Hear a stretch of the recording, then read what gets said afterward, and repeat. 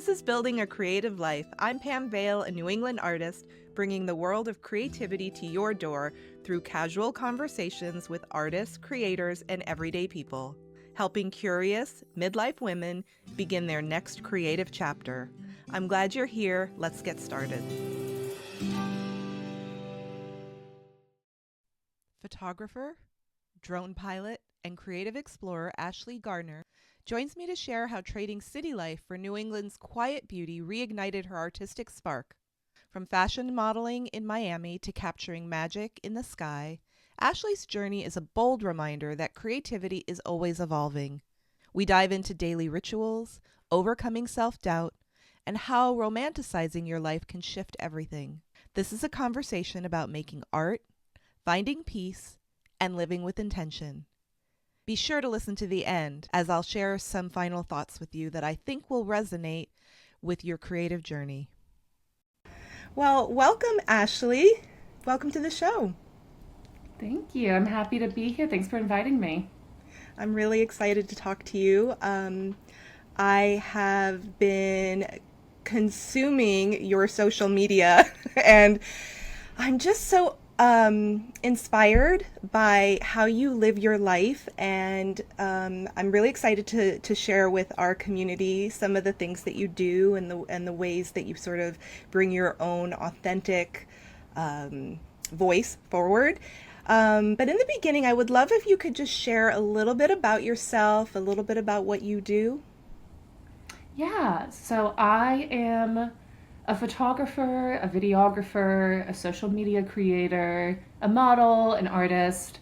I do many things, and I think that ultimately how I've learned to categorize it is that I live a creative life, and I hope to inspire others to do the same thing. Now using social media as this amazing way to connect with people around the world, and even more so locally. And I know we're both in the same region. We're in a very creative region of New England. And what is it that this area sort of like, how does this area support that part of what you do? Yeah, so I lived in New York City before this for 8 years. I was in Miami for 5 years before that. And it's funny, being in Massachusetts is so unbelievably beautiful. It reminds me a lot of where I lived in Western North Carolina in the foothills. And just there's so many different kinds of landscapes. I mean, you have mountains, you have beaches, you have very unique beaches at that. Um, Flower fields, rivers, and then on top of that, you have the oldest buildings in the entire country, It's amazing. and a history that no other state, I think in many parts of the country, and New England is, I always say Massachusetts, New England, Yes. um, because they're just, everything feels very connected, and New England acts very unified as like an identity. Like when you read any newspaper, Boston Globe, whatever, they're talking about New England, not just Massachusetts, always. I agree. Um, I'm in Rhode Island, and so I feel the same way. I feel like it's exactly. just this area is all ours. Yeah, and when I moved to Massachusetts, I got my driver's license again. I wasn't driving for almost a decade because I had public transportation. And that was really for me, like I was just itching to go places. I was traveling for work around the country on planes all the time and realizing like, oh, there's just 30 minutes from Cambridge, or 45 minutes, Ipswich, Massachusetts, with the Crane Estate, which was mind blowing to go to for the first time and to learn that all of these locals I was working with also who were born and bred generations deep from Massachusetts had never been to the Crane Estate. I've And never been there. yeah, and it was really mind blowing to me because I was like, wow, I'm this, newbie. I'm not from here. And realizing how many things were within driving distance for me from Cambridge for amazing photo shoot locations, right? And of course, going there and learning the history of all of it, you're even more excited about it. Every time you go, you're learning something new about these places. And so that's what I did. I just started, using my free time to drive to these places that I was reading about online. Finally got that license and I was just ready to go because even in living in New York City, I was in New York for COVID and it was a very obviously unique experience, especially because people don't talk about this part that all of the cars that were rentable were taken out of the city on like those first few weeks, right? So like if you were staying in the city for your job, which I was, um, you couldn't even rent a car if you wanted to go on a hike because they were gone. Nobody came back to bring back the rented cars. Of course, this happened across the country in major cities. But on top of that, you couldn't even take the train for those first 3 months if you weren't going for work. You were kicked off the trains. They shut down all the public playgrounds. They locked them up. You couldn't go anywhere except for the graveyards. There were two major graveyards that we all went to all the time. And to realize when we finally did get the chance to rent a car in September of that year, and finally went on a hike after being locked up since March, and it took us 2.5 hours just to get out of the city to get to the location to go hiking. So to be in Massachusetts and just be like, I was 15 minutes from me was the Mount Auburn Cemetery, which is a beautiful landscape. It's very much designed to be a place to spend time and enjoy nature. And then from there, you have the Arnold Arboretum in Boston. Boston's just a city that's really designed, obviously, with Olmsted and the Emerald Necklace and all of these things. It was designed with nature to be a part of it, like New York City was.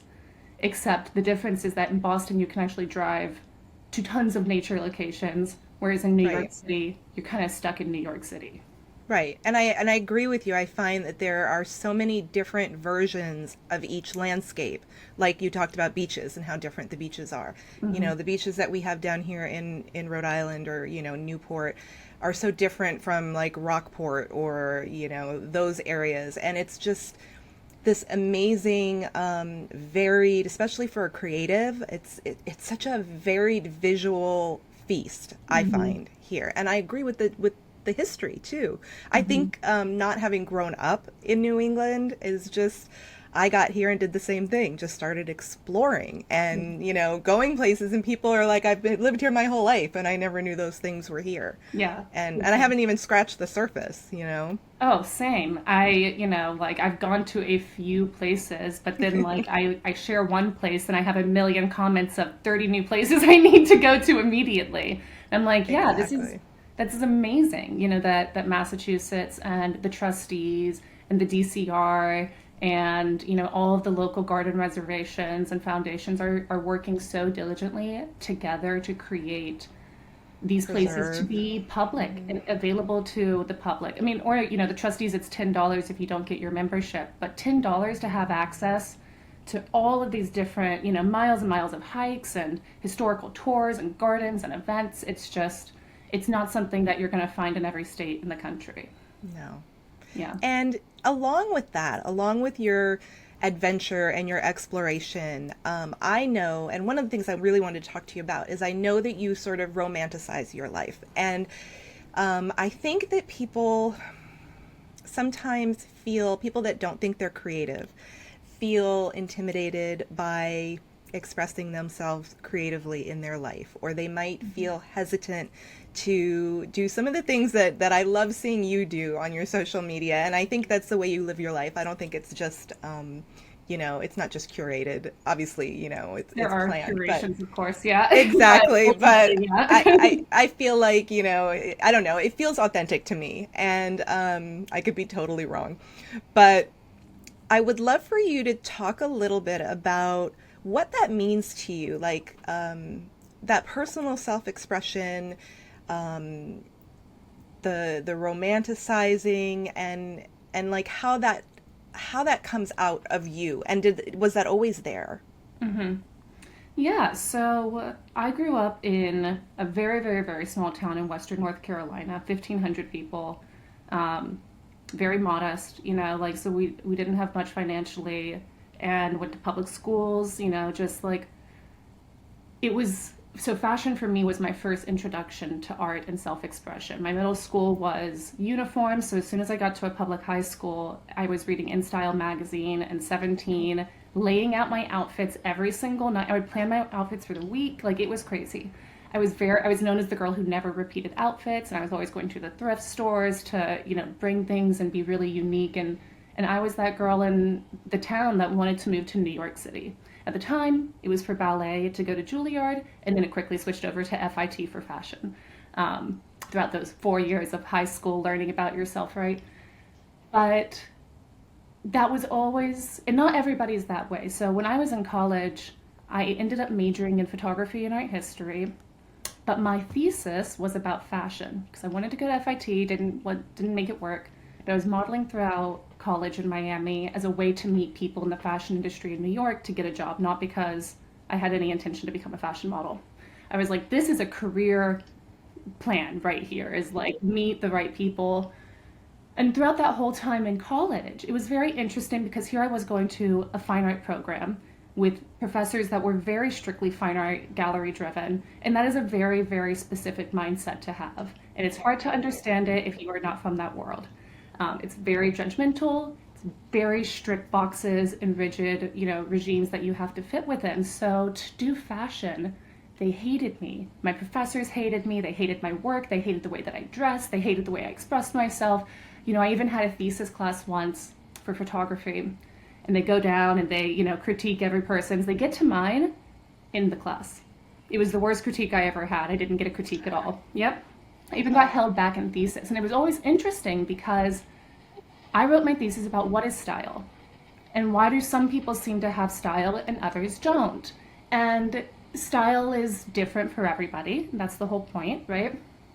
But also some people express their style through fashion. Other people do it through woodwork. Other people do it through bookbinding or sewing or whatever. It's not always I express myself through how I get dressed. Sometimes your style is just utilitarian because you're expressing yourself through some other medium. So I spent many years thinking about these things, critiquing these things, this lifestyle that I was living naturally. They would look at my photography and they would look at me standing there and tell me, your work is not like you standing here is the work. And I was like, so you're just telling me that the way that I live my life is a performance piece?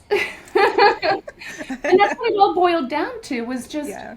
at this time is 2000, I graduated college in 2013. So that was between 2010 to 2013 that we were having this conversation that fashion could not be art, but I was clearly art and I was making art, but because it was fashion, it couldn't be in the same conversation. And also, Very like, even when interesting. she's doing something interesting and she's trying to express it through photography, but there's something larger happening here also, Hmm. which I didn't disagree with. I was like, I agree. I am a performance piece, just inherently. And Yeah. I think also because I had a background in ballet, and just that is, you're naturally a performer, right? And that's not a negative thing necessarily. It doesn't mean that you're falsifying anything, but just you present yourself in a way that you want to be seen. Right. Um, and so, I always had these antiques and antique style and vintage and whatever, and mixing the high and low and going out in nature and taking pictures of my outfit in nature. And my professors were so confused. Like, they were like, you've got nature, you know how to take photos, you know how to frame things, but then you've got this crazy fashion outfit on. So it's just like not Yeah, you fitting didn't for fit us. in a box. You didn't like No. fit in But here their we are format. 10 years later, and Mhm. now we have this social media ecosystem that Mhm. has really democratized this. So like I feel like if if I was in college again doing what I was doing then, that's exactly what I'm doing now. So for me it was never about, I guess it's like I was always just going to antique shops and buying these beautiful things for my home because it's all I could afford. Because the most expensive, pretty things that everybody else is sharing or posting that I really want, like the fashion things in the magazines and such, was not accessible to me. So then here I was just digging in this other direction to make my life equally as beautiful as I saw in The Devil Wears Prada and Confessions of a Shopaholic. These things that were being fed to us in the early 2000s, girl bossing, all of that. That was me. I went to New York City and I girl bossed so hard. And When they you think about like how different it is for women now, coming up in this now, and they don't realize the freedoms they have, or the paths that like someone like you has blazed, because now it's very commonplace. All of this that you're talking about, it's much more accessible Yes. I creatively. mean, ecosystems are brand new also. My whole family works in advertising since the 60s, and the types of conversations that we have about marketing and what these marketing advertising ecosystems are, we're not having the same conversations. Like they can't even have the conversations today. Anybody that comes from traditional Mad Men agency advertising. And I think for me, because I have that understanding of guerrilla marketing myself as an artist, as I was doing for 10 years in the fine art world. And when I moved to Massachusetts, I actually decided to trash everything that I was doing and do the thing that people always told me to do in New York City, which was I wish I saw more of your personal life on your social media instead of just your fine art photography and videos I was doing. And so that's what you see today is And just did me it come did it come very like naturally? Was it an easy transition to just yeah, it really was very rework that? easy because I already was taking those photos. I just wasn't posting them in my feed. I was sharing them in maybe just my stories, or I wasn't taking the photos as intentionally. Like I was just taking it to document to have in a hard drive that I'd print for a scrapbook one day, to remember what my bedroom looked like when I was 25, or how I looked when I was crying at, 31 after a breakup or something. I don't know. I'm like I was definitely in a committed relationship by 31. No crying there, but but but yeah, to see like what I'm doing today now, sharing these tablescapes, right, and these still lifes and all different kinds of teacups and things, has just become more of accepting that actually the lifestyle that I've been living this whole time is the art. And that all of this is the art, the photography is the art, but actually so is the behind the scenes video because Hmm. the art is ephemeral and it's like a mandala, like you create this floral still life and then you break it down right afterwards and you just get the photo to document it. You move on to the next thing of Yeah. just pouring tea. Which is creative. And that's really the main reason that I started this podcast is that through my career as an artist, I've heard, countless times that from people that they're not creative. And then we start talking and, they bake or, they plan charity events or they garden or whatever it is. It doesn't even matter what the item is. But like I just want people to see examples like what you do. Now, obviously, you're at another like extreme level of this of self. I don't know, like how you understand yourself or your expression. But someone might see something that you do and think, oh, wow, like it's almost like you give them permission to sort of explore these things in themselves. And so I find that really beautiful that you look at everything as art. I do. I think literally everything that I do, the way my computer right here, like what it's set on, or where the Yeah. lights are played, or everything. It doesn't even matter. Like the color of my water bottle. And I would love if you could share if you have any sort of takeaways for anybody that might be sort of newer on this path or might have flickers of like wanting something different or thinking there's something else out there for them as far as expression, personal Yeah. expression. So I'm actually rereading one of my favorite books by Elizabeth Gilbert called Big Magic: Creative Yes. Living Beyond Fears. Every time I read it every It's few one of years. my favorites too. I absolutely Yeah. love that book. It's she's got the chapter called Permission, right? And it's all about because the people that I've met many, many people that have come to me over the years of saying, I wish I could be creative like you. I wish I could have the confidence to dress like you. I wish I could dye my hair as crazy like you. I wish I could get tattoos like you. And I'm just like, nothing is stopping you. Literally nothing is stopping you but yourself. And often the thing that's stopping them is the fear in their head that it's cringy or someone's going to judge them or maybe their partner is going to judge them, and or people close to them are going to think about or just anything like that is usually where that place comes from. And I think the first thing that you have to do is to accept that you're going to be willing to put yourself out there and potentially get judgment. That was my whole life. I always told people I wore some crazy outfits in college when I was modeling and like all around campus, just didn't care. I'd come right off of a set and go to class and just like, really enjoy being crazy.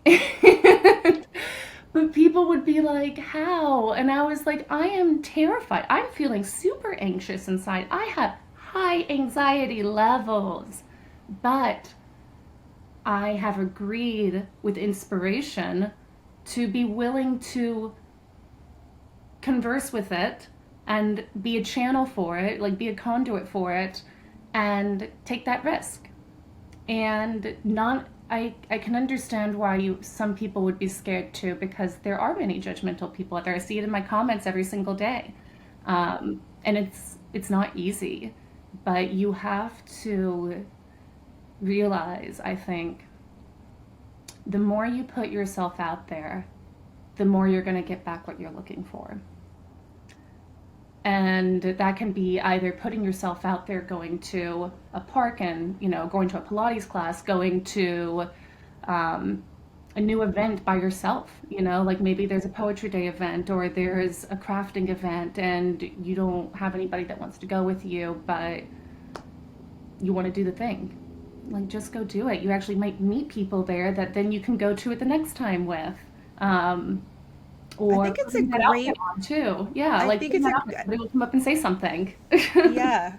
It's a great reminder that that everybody gets nervous, right? I mean, I've been an artist for over 30 years, and sometimes I'm asked to do something and I'm like, in my head, I'm like, I can't, there's no way I can do that. I don't know how to do that. I can't, whatever that voice is. And it's a good reminder for people that just because we look like we're confident or because we're acting or we're doing it, doesn't mean that it's not scary. It doesn't mean that, you have, I don't know, Like, no imposter fear. syndrome. There's Yeah, no or such no, thing as no fear, right? Like, no, we there's all have a little not. bit of fear going out and doing the thing and putting ourselves out there and Absolutely. taking that risk of failure, right? Like, every day there's like, my outfit might suck today, right? Like, everyone might Right. hate this outfit, but It like, might malfunction. It might, whatever, who yeah, knows? exactly. But the more, like, going back to that photography class, people see my photography now and they're like, wow, it's so beautiful, it's sharp, it looks so professional. And I'm like, wow, I wish you could go back and talk to my college professors who literally would skip my photos during a photography class. Um, and saying, like, I was held back for a semester to be able to graduate with a fine art degree because my professors were not convinced that I was ready, right, to be an artist in the real world. I can tell you what, from the majority of the people that graduated with me in 2013, you know how many of them are still making art today? Very few. I'd probably counted on one hand. Yep.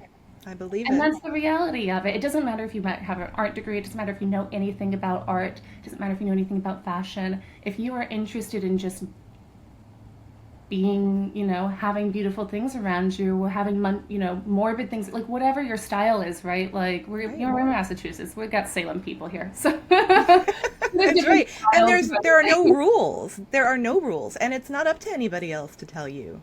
Yeah. And it shows you, your experience in school shows you that one person's opinion, or, maybe a handful of people, if there were multiple professors that had those opinions, they don't matter. It's just one person. Yeah. Oh, yeah. And like, it's funny too, like, as I look back now on a decade of work, a decade of experience in different cities, and to be where I am now, I'm experiencing the largest audience I've ever had. Like, in these past 3 months, my account has grown from 3,000 to 19,000. How does that feel for you? What does that feel like?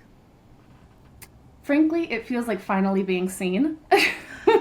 Okay, yeah. Or like finally being heard, because a lot of the things that I'm sharing this year are things that I've already posted before years in the past, either last year directly or 2 years ago when I restarted my account.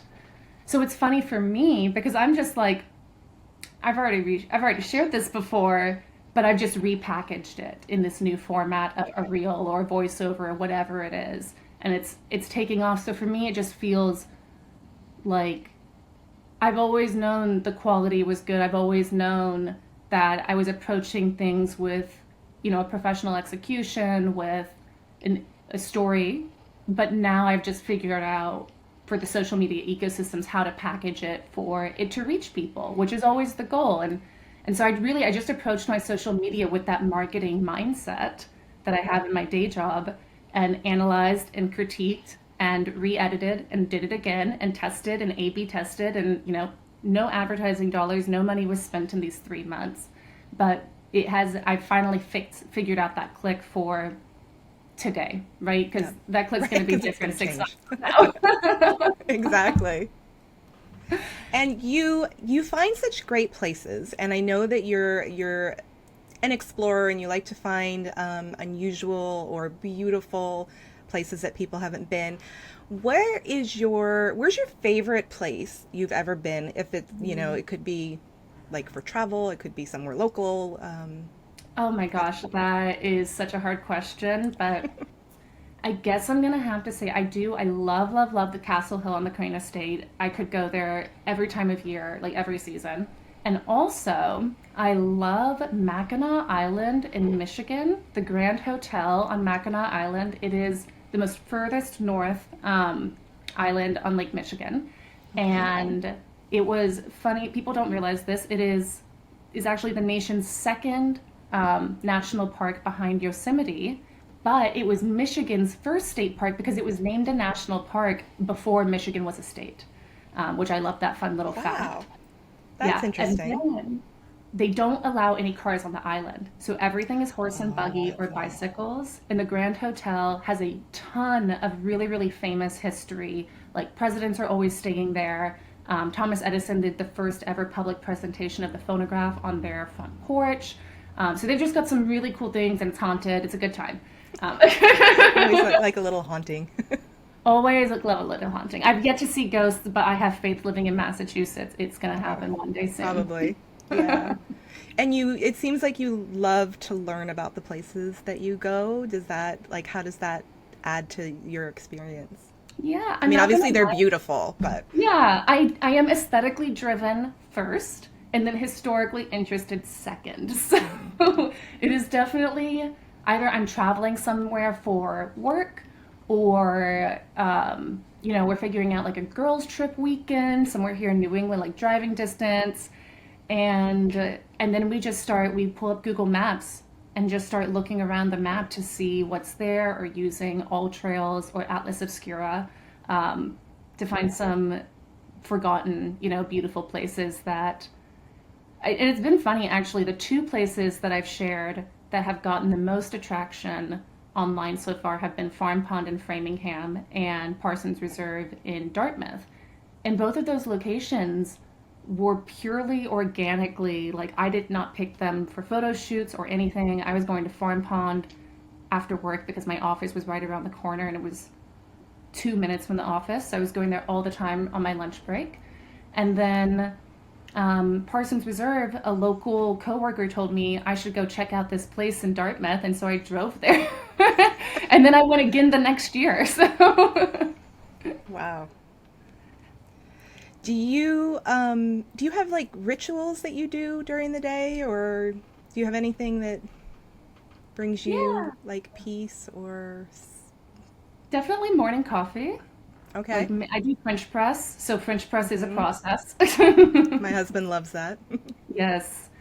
So my morning coffee, I've gotten really, I mean, I've always done not like yoga, but like it's a combination of yoga Pilates because I was a ballet dancer for a Hmm. while. So it's like my combination of yoga Pilates.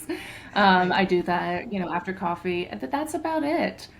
It changes with the seasons, I'd say. Like as we're coming into spring now, I always thought it was because when I moved here, we had COVID and all of us were in very difficult places, brain, mentally wise, emotionally wise. And I feel like these last 4 years coming out of it, we've all kind of been making new routines for Hmm. ourselves or new jobs. I completely moved my life and changed. And so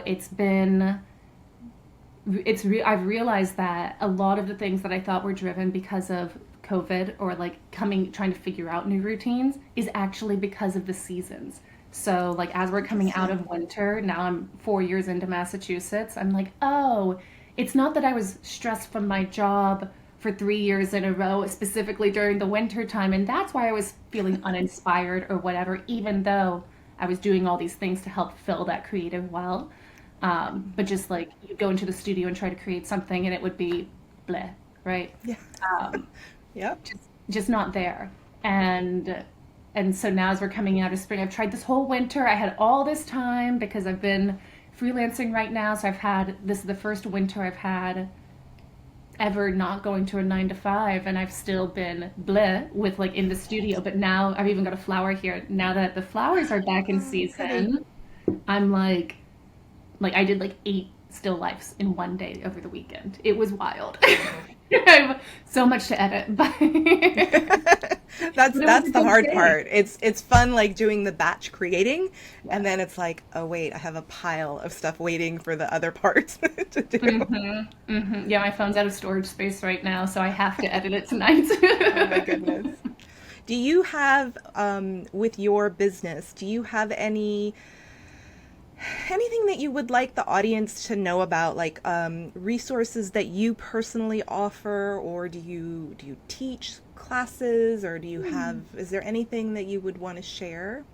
Yeah, Pam, your timing couldn't be more kismet right now. So I've been spending the last 3 months with um, a coworker, well, an ex-coworker, now friend and graphic designer, Mickey Lee, who has been helping me redesign my whole website, new branding, new logos, because this Ashley G Explores is a new thing that I just started last year. I like changed my handle. I've always been Ashley G Garner in all of my personal branding for over 10 years now, and realized my husband always calls me Ashley G. No one's ever called me Ashley G before, which I'm surprised no one has. I'm always Ashley or Ash or Garner. You know, people have their names, and I was like, Ashley G's it's got a kick to it. It's got a sticky factor.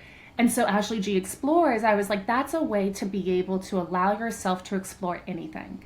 You know, I'm not New England based. I'm New England right now, but explorers can be, I'm exploring how to cook. I'm exploring how to garden. I'm exploring trees. I'm Yeah. exploring, fashion. I'm exploring whatever it is. It's just staying curious. So through that whole process, these last 3 months with my dear friend, she's helped me really figure out what it is I do and can offer in terms of I do a lot of creative direction. Brands hire me all the time to do photos and videos for them, for social media, of course, as well as for their website. I've done tons of copywriting. I'm a professional marketing manager, so basically everything that comes under the umbrella of marketing, I do it. And I think that the thing people seem to be the most excited about in terms of the services that I offer is the drone work and the I combination of the drone saw work, that. social media, and understanding how to incorporate it into a larger video that creates a holistic perspective rather than just, only drone or only phone POV. To be able to combine those things and put it into a storytelling format is something that is still very new in, I think the social media branding ecosystems as brands are figuring out how to merge that, like, you know, TikTok aesthetic with their YouTube aesthetic, because Yeah. they're very different. Yeah. And I feel like it's not as easy as people think. Number one, I think the drone piloting, and I think you have to have that eye too. It's not Mhm. just a mechanical You still have thing. to be a Or photographer. Oh yeah, yes. it's taken me no, I've been using drone for 4 years now, and it's been a whole learning perspective because the things that you understand about lighting as a photographer with your DSLR or even with your cell phone becomes different when you're aerial and the light is bouncing off of the rivers or off of the buildings, and as you move your lens up and down, especially as you're like moving around things and turning the lens at the same time, I imagine I'm not a video game person. It Mhm. just never clicked for me. But I imagine if you're good at video games, the hand-eye coordination, you'd be perfect at drones. So Interesting. That's your you good get it. takeaway. Yeah. But I do think, like, for everything moving forward, anybody that's interested in the types of things that I do and doing Mhm. those kinds of things, or, just like making their life more beautiful, like, go to your local antique shops. You don't need to spend a lot of money to have a beautiful life. Um, I also think a lot of the things we've been talking about today are really just tying back to Art Nouveau and what the entire Art Nouveau philosophy was, which is that everything in life has the opportunity to be a work of art if you want it to be. Ah, I love that. I think that's it. That's perfect. Yeah. Well, thank you so much for joining me. I enjoyed this, and I'm grateful that we connected, and maybe we'll get to explore somewhere in New England together.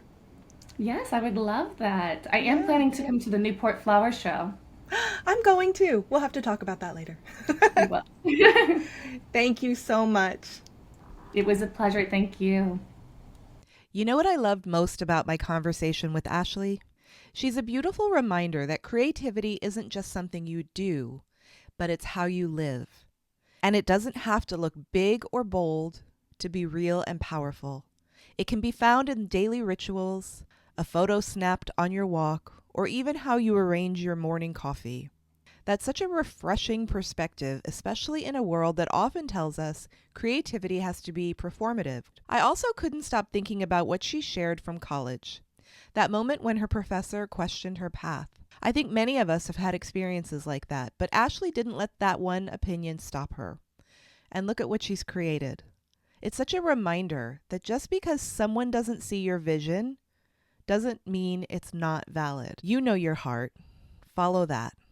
Another thing that really struck me was how Ashley uses social media not to chase likes, but as a creative outlet. That's such a powerful reframe. She treats it as a living journal of her creative life, and in doing that, she gives other people permission to do the same. That's what happens when we live out loud, when we show up as our true creative selves. We inspire others to do the same, even if we never realize it. So here's what I want to leave you with. Let yourself see the world through the eyes of an artist. Romanticize your life a little. Take photos even when there's no one to post them for. Write that caption for you. Try the thing you're drawn to even if someone once told you it wasn't for you. You never know who's watching you live your vision, and maybe your story will give someone else the courage to start theirs. Thank you so much for spending time with me today. If you enjoyed this episode, subscribe for free and share it with a friend. It helps others find the show and grows our community. Remember, creativity is yours to define, there are no rules, and it's never too late. Until next time.